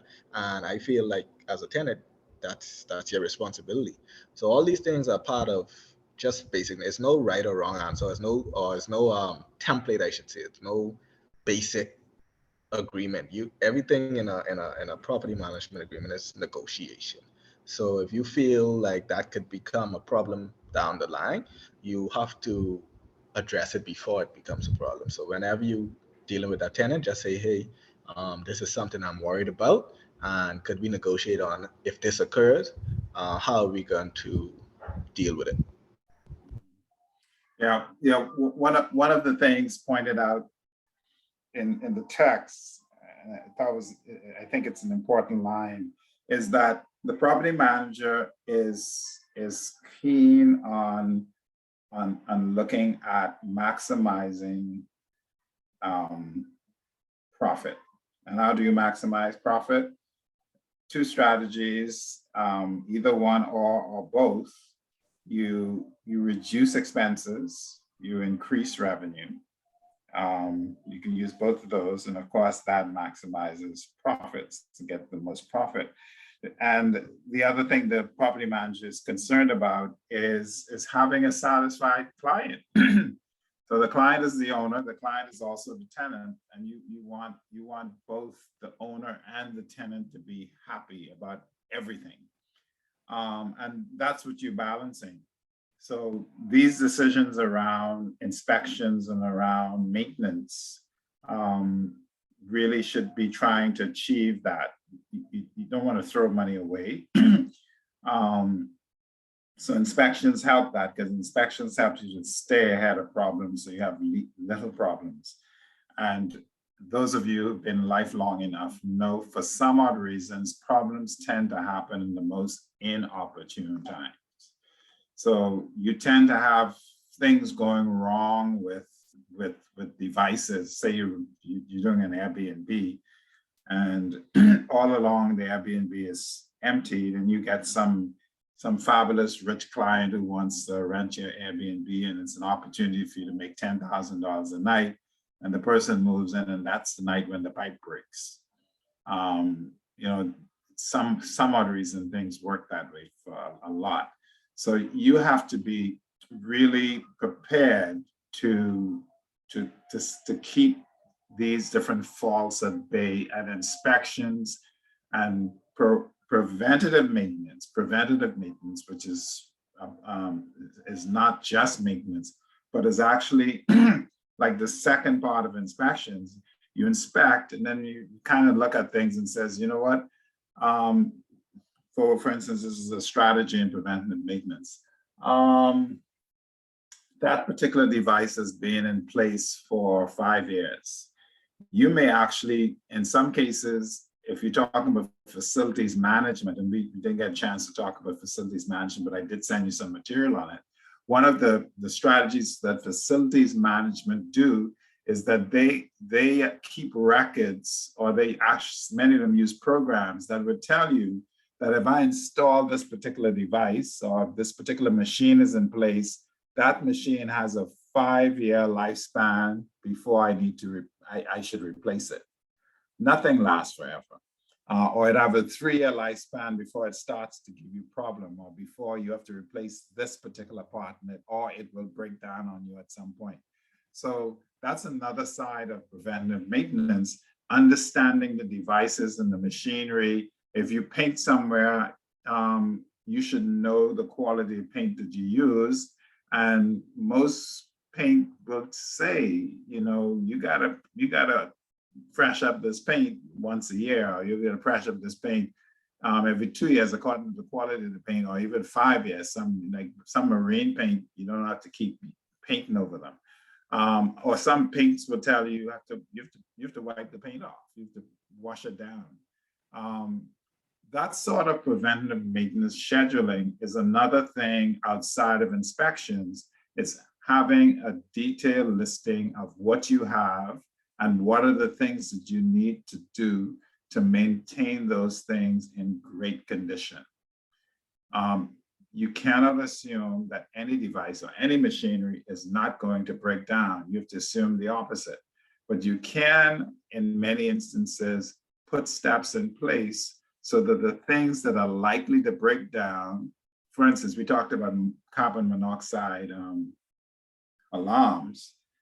You know how many people have fire alarms and different types of alarms in their homes, and when something does happen, they still have a problem? Can somebody guess as to why they would have a problem? Well, it probably was. Odessa said it in the chat. Battery dead. Right, yeah, I was gonna say that it didn't check. These things have to have power. They don't just work off air, they need to have power. So you now need to have a regime for instance, facilities management reported to me in my former work. And one of the things we did was this. We set a schedule that no matter how well bulbs were working, we had 2 approaches. We had an approach where someone would do a bulb inspection for the property once a week. I think it was Tuesday morning at 8. And that's how you do things. Tuesday morning at 8, this particular person, their job was to go and look at every bulb in the property and report that every bulb, they simply say everything's okay. If something was blown, they would change it. We also had another strategy, which was that you change all the bulbs, no matter how good they were working, once every 2 years. Just change them. Just went through. People say, oh, that's a waste of money. No, not really. You change them once every 2 years because the manufacturer said, nowadays bulbs last longer. This is when we talk about incandescent bulbs. Nowadays, your LED bulbs are said to be able to last you, some say 5, some say 10 years. So you can change your scheduling. But the fluorescent bulbs, while they may even be on, once they get past their 2-year lifespan, they just suddenly turn off on you.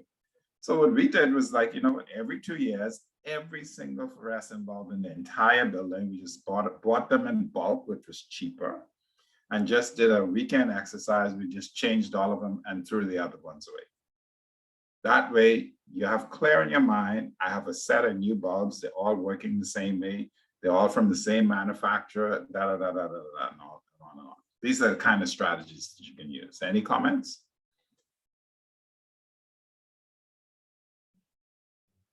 Okay, so let's talk a little bit about construction.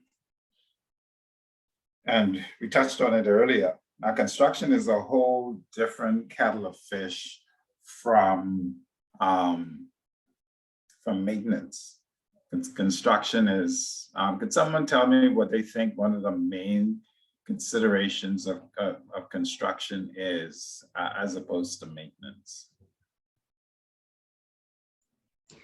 How it will affect your tenant, pretty much. How it will affect the tenant, either it's a renter or commercial property, the business of the company. If there needs to be any relocation of these, the business or the person, or how to avoid doing those things. And Marjorie is saying, and I'll say it in a different way, construction is normally disruptive. It's disruptive in terms of the space that it's in. It disrupts your time because it's a very time-intensive thing. So if you're involved in a construction project, you're gonna find that it's gonna be messing with your time. And of course, it's noisy, it's dirty, all these kinds of things, and it involves a lot of moving parts. It's costly, and on and on. It has all sorts of things that you have to manage. It's not a magical space, not construction. It calls for keen management instincts. So as a property manager that's involved in construction, and by construction, I mean, even if you're just constructing a wall in front of your property, or you're adding on another unit, or the property owner wants to divide something into different divisions, or reconfigure a space so that the living room is bigger and the dining room is smaller, and whatever your project is, you're gonna have to consider everything that I just said. Time, cost, noise, people. You got a lot of people coming into your space that you don't normally have coming. It's just a whole lot of stuff to manage. Now, when we're talking about having these things, what would you say? Let me pick on Cohen because I haven't heard his voice for the day and make sure he's alive. Cohen, what would you say some of the strategies that you would use to make sure that all of these moving parts are well managed?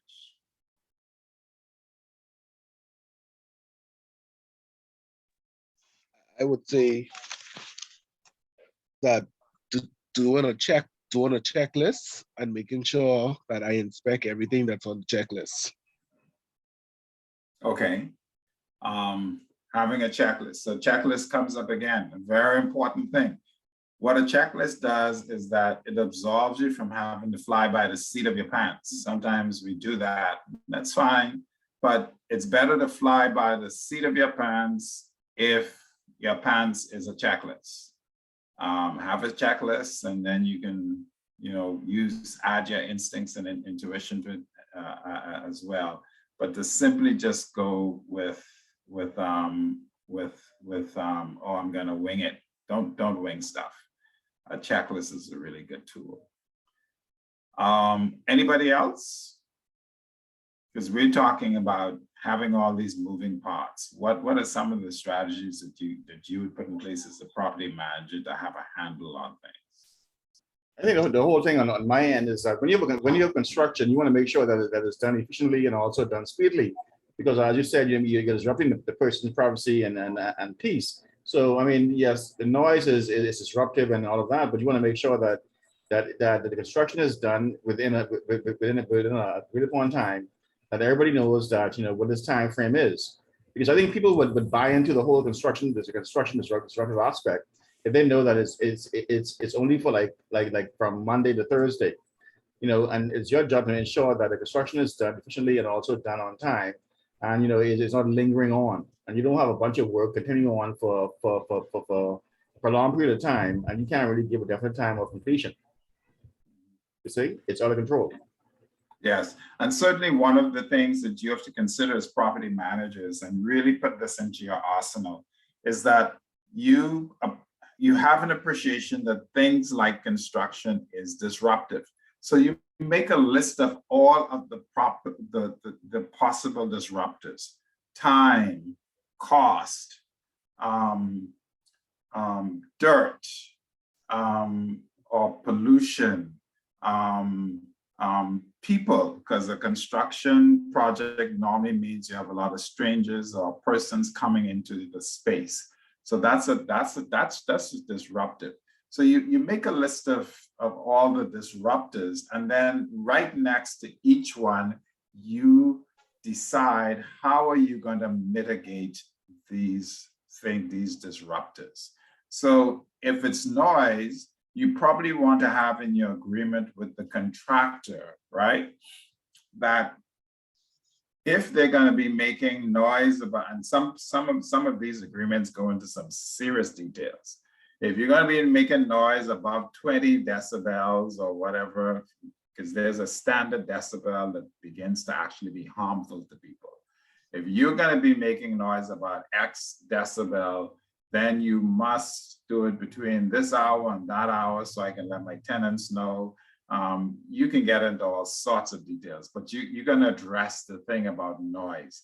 Some people even put into their contracts, your workers can't play music. Don't bring your rubber dub stuff and turn it up high while you're working. All sorts of things you can put into stuff because I don't want you disturbing my tenants with whatever you do. Or you can't have these loud, boisterous conversations about what you did last night while you on my property working. So you can do all sorts of things to take care of noise. What about pollution? You can say, look, you've got to put up your windscreen so that the dust doesn't go. You must clean up after yourself every day. These are things that if you don't think about them, they can actually get out of hand. I've seen projects where you have contractors who are really neat, but you can't take it for granted.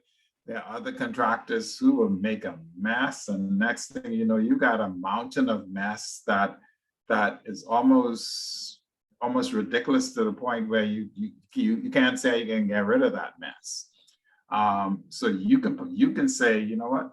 If you're going to be doing this construction business for me, the site has to be left clean and spick and span every day. You remove the dust, you remove your garbage every day. And some people actually have that in their construction contracts. So to think about these kind of things. Time, you can say, and you do have persons that I've actually written contracts like this and say, hey, we agree that you're going to be completed in 3 weeks.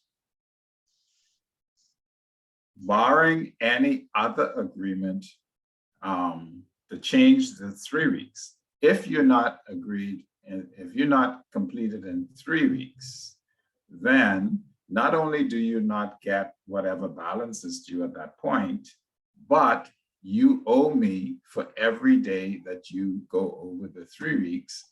We're going to put in a proviso that you're going to owe me $500 a day. There's going to be a penalty. It's called a construction penalty. There's a penalty for not completing on time, because when you don't complete on time, it's going to cost me, and I ain't paying for that. You're going to pay for that because you didn't complete on time. So you can put all these things in to protect you against the possible disturbances that construction can get. And the book talks about one of the things that you want to keep in mind is managing the relationships. So you have tenants, you want to let the tenants know that it's going to happen, when it's going to happen, how. You have to take care of health and safety concerns.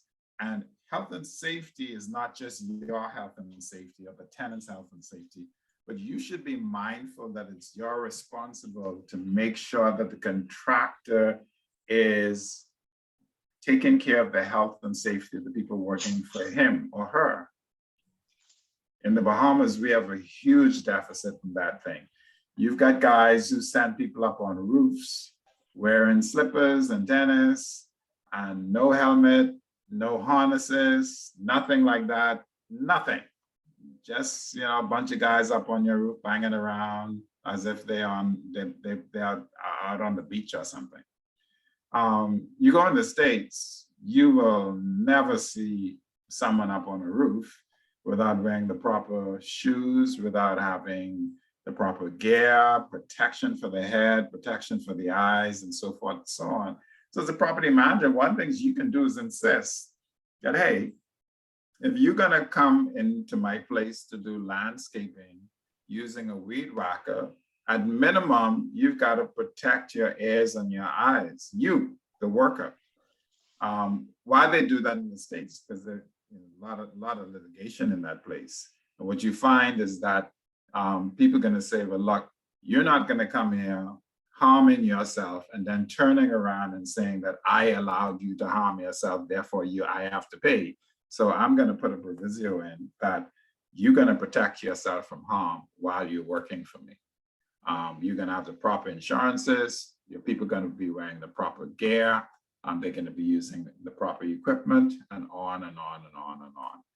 And a property manager of your caliber should consider those things too on a construction project, that your reputation is important. So if somebody falls and breaks their neck off a roof while they're working on a project for you, guess whose name gets associated to that terrible incident? Yours.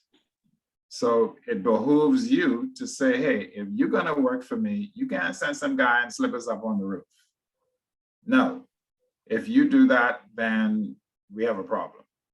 And it's worth your while to be able to say that. Okay, so before we go, anybody with any other comments on this? I can add a little bit about construction and renovating from a corporate building perspective. I did several large renovations at the building that we rented, where it was instances where the managers wanted to create more working space, more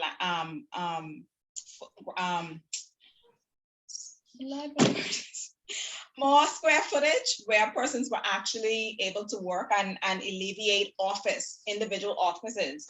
So we had several instances of that. And one of the important things that some of them you learned the hard way along the way, where communication was extremely important. Every step of the way you had to communicate with staff so that they know what, if you using a holiday weekend to do this construction project, and like Ian said, this is our agreed time. We have Friday to Monday to complete this project, and Tuesday morning we need everything cleared out the way, safety and everything cleaned down, etc. And come Tuesday morning, staff coming into work and everything is in a shamble because the contractor did not finish up his work, say by 10 a.m. on Monday morning, so IT can get in there the rest of Monday to set up computers and all of that stuff. So there are instances where we may have ended up with a chaotic situation when persons return to work. So all of these things you have to be very cognizant of. Another thing that happened one time, we had a major extermination project going on, and the exterminators request that you be out of the building. No one comes in that weekend, and this is when we're going to exterminate because of harmful chemicals. When we came in the following morning, the earlier person that got in was one of the principals, the owners of the actual building, who was also owner of the group of companies. He actually almost slipped and fell because the exterminators used the wrong product while they were spraying, so everything was slippery. As project managers, we have to cross our T's and dot our I's in so many areas, especially when dealing with these type things, because it could be a situation where you end up being in a situation where you end up getting sued because someone did not do what they were supposed to. And in the exterminating situation, it was beyond our control. It would have been their liability because they used the wrong product, but it still reflects on the property manager at some point, because someone should have gone in there as soon as the place was open, so it was available to enter, to check it out. And then also we had instances where we made sure that the project ended on a time, sooner than it was supposed to end, and everyone was able to be communicated. And we also found that when you're working in a multi-story building, is we were only on the third, half of the third and the entire fourth floor, but whatever we do affected the entire building. So the exterminating had to be addressed with the the property manager for the actual building. It had to be addressed with all of the other tenants on the different floors, because everything goes through this centralized air conditioned system. So if there was some plumbing issue that began on our floor, or there was some leak that began on our floor, we had to actually inform other persons of what was going on. So the corporate side of the property management can be very detailed and very interesting, and communication is going to have to be your best friend. And you may have to liaise with management to say, well, okay, what's going on here is going to be harmful to staff, because the dust never cleared the building before before it was time for people to return to work. So a lot of people nowadays deal with sinus issues, and people easily get sick from that type of thing. So there are instances where you may have to say, well, we're going to need an extra day for staff to staff can't be in the building today. And at that point, we weren't working from home. So the work had to stop for an entire day because something went wrong in the building and there's dust all over the place, or something of that nature. So as property managers, we have to be aware of all of those things, as well as relates to corporate, managing corporate building spaces, and not just only the building, but it's just a space in the building that's being managed by somebody else. Very, very, very good and important points. Thank you for those. For those who have an interest in managing non-residential spaces, and even some residential spaces are like commercial spaces. But the points that she just made about how complex that can be is really complex, and the word management becomes very strong in those instances, because you've got to think about getting all sorts of things lined up properly, and you also have to really account for the risk of things going wrong and how you would deal with them. She gave a great example of before the building opens, to people having someone with the skill. It doesn't make sense just sending someone in to inspect.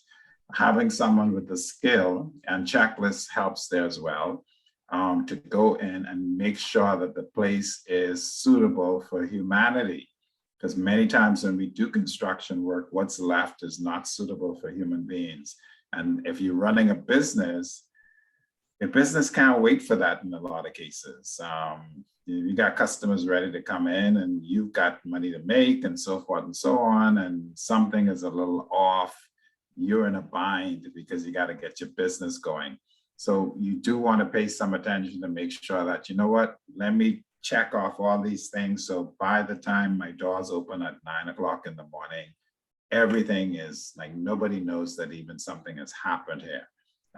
We can just go on as if nothing has happened. One thing to do there is to always consider setting deadlines ahead of the deadline. So if you need to be up and running by 9 o'clock on Monday morning, you probably want to say, look, the deadline to have this project completed is Friday before the Monday. That's the deadline. We're not going a minute over that. Friday morning before the deadline, because you want to have a day as if you could operate on that day. Then you want to have a couple days where, because sometimes things that go wrong don't show themselves to you right away. So you want to have a couple days where things settle down and you really get a chance to look at things, and you'd find that in those couple days, you're probably going to come up with a couple of things that need to be addressed. So always set a deadline, even for your assignments that you're handing in here, set a deadline before the deadline. It really is very, very helpful.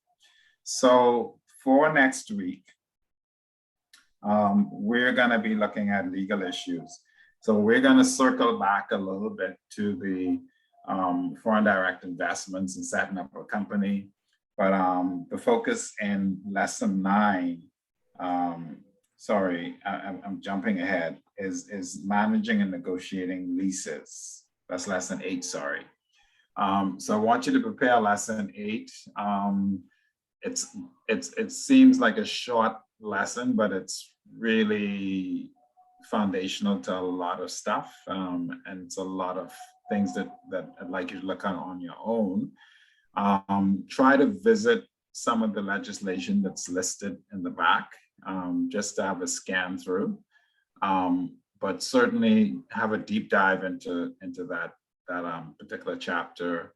Have a deep dive into looking at how do you put together a business in the Bahamas cheaply, because there's all sorts of ways, and some ways can cause you an arm and a leg. But let's talk about how to put together a cheap business. What are the strategies for creating a lease? A lease in many instances costs people to do. Many instances, people are paying money for leases. But understanding a lease enough so you can decide how much money it is that you're gonna pay for one. And obviously you're gonna have to operate a lease. So we're gonna talk about legislation that you need to understand a little bit. Certainly the lease agreement as well. And I will also give you an assignment on the chapter we just did, and an assignment probably related to lesson 9. So we'll find a small assignment for that. Oh no, sorry, I probably won't give you an assignment. I might, but I might not, because I'm gonna give you a take-home test from previous chapters. Okay, any questions, any comments before we go? I'm about to wish you all a wonderful rest of the week. So just want to make sure that we, anyone have anything else we can cover? Question, were you able to mark our other assignments? I have started, but because I had to take a trip, I didn't get through. Yeah, I've been a bit nervous about those. Don't be nervous. You know, all assignments are only to help you to get better. So never be nervous. Yeah, so I'm hoping to have them done as quickly as possible, because they're kind of overdue. You should have had them by now. But yeah, I'll have them to you shortly. Anything else from anybody? And remember, as you go through the thing about leases and legislation, that I want you to formulate some questions and comments that you share with everybody. You can put them in the class, the Google chat thing, the Google Classroom thing. But yeah, just put together specific questions, specific comments on that fairly short chapter that you're preparing for next week. And take care. And oh, sorry, Marjorie has a hand up. Marjorie. Well, just a note that I actually did put those questions in the, I wasn't sure if I was putting it in the right place, so just let me know. I put it in the Google group, but I'd send it to you individually. With 2 questions on chapter 8. So when you get a chance, it's no rush. It's just to bring up the point. But hold on, let me make sure that I'm in the. So Marjorie, you sent me the questions.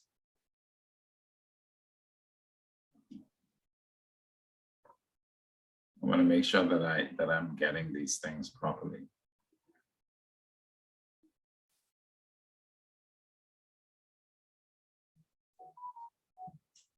Don't go yet. Okay.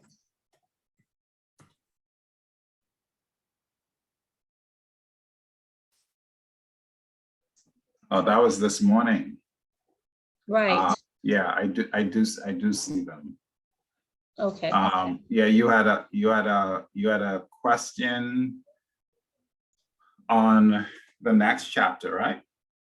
But we haven't covered, it was about the Hawksbill Creek, it was about the acts, which is chapter 8. Right, so yeah. Now, So yeah, no, no yes, worries. I want you to prepare chapter 8 for next week, so we'll talk about that. And thank you for the question, Marjorie, and I look forward to everybody else's questions and comments. But as you prepare chapter 8, please make sure you read through chapter 9 as well.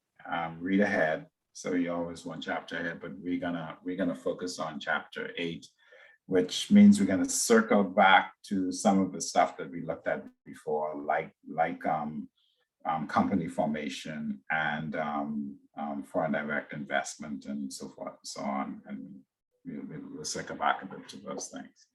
So thank you for your sharing the Saturday morning.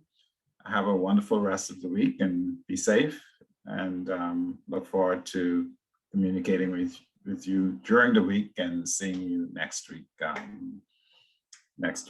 Saturday morning.